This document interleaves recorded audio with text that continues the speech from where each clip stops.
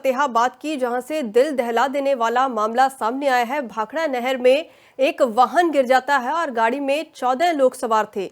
Zero visibility थी, क्योंकि आजकल जो धुंध है वो देखने के लिए मिल रही है, जिसके कारण विजिबिलिटी जीरो है और बहुत सारे हादसे जो है वो हो रहे हैं।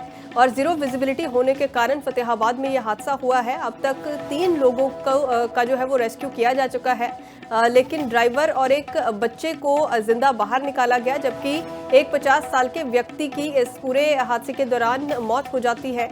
कहा जा रहा है कि धुंध क्योंकि बहुत ज़्यादा थी, इसी की वजह से ये पूरा काम चला गया। और इसकी ये भी जिक्र किया जा रहा है कि जो रेस्क्यू ऑपरेशन है वो इस समय धीमी गति से चल रहा है, क्योंकि धुंध का प्रभाव अभी भी देखने के लिए मिल रहा है।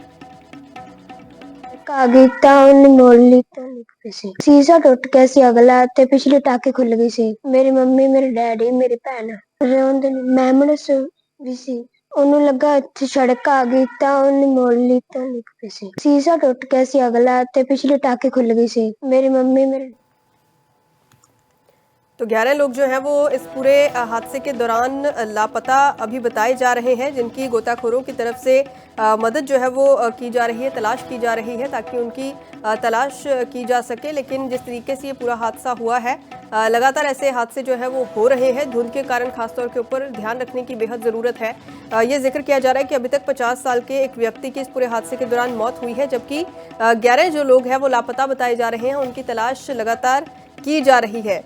तो अगर जिक्र किया जाए जिस तरीके से ड्राइवर और बच्चे को तो जो जिंदा है बाहर निकाला गया है, लेकिन ये जिक्र किया जा रहा है कि अभी भी जो 11 लोग लापता हैं उनके बारे में कोई भी सुराग नहीं मिल पा रहा है और गोताखोर जो है वो लगातार उनकी तलाश में जुटे हुए हैं।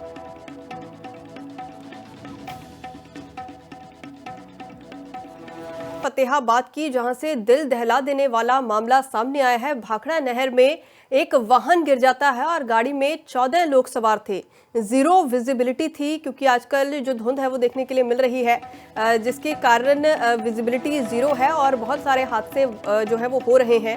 और जीरो विजिबिलिटी होने के कारण फतेहाबाद में यह हादसा हुआ है। अब तक 3 लोगों का जो है वो रेस्क्यू किया जा चुका है, लेकिन ड्राइवर और एक बच्चे को जिंदा बाहर निकाला गया, जबकि एक 50 साल के व्यक्ति की इस पूरे हादसे के दौरान मौत हो जाती है।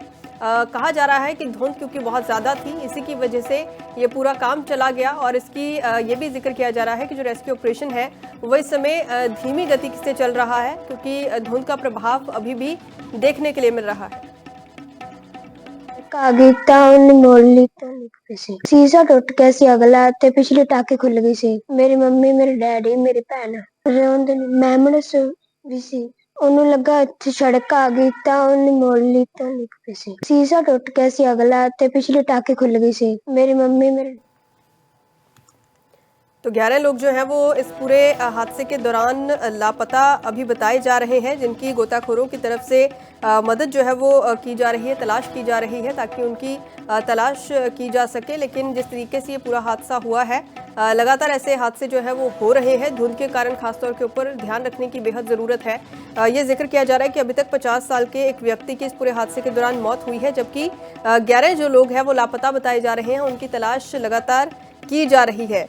तो अगर जिक्र किया जाए जिस तरीके से ड्राइवर और बच्चे को तो जो जिंदा है बाहर निकाला गया है, लेकिन ये जिक्र किया जा रहा है कि अभी भी जो 11 लोग लापता हैं उनके बारे में कोई भी सुराग नहीं मिल पा रहा है और गोताखोर जो है वो लगातार उनकी तलाश में जुटे हुए हैं।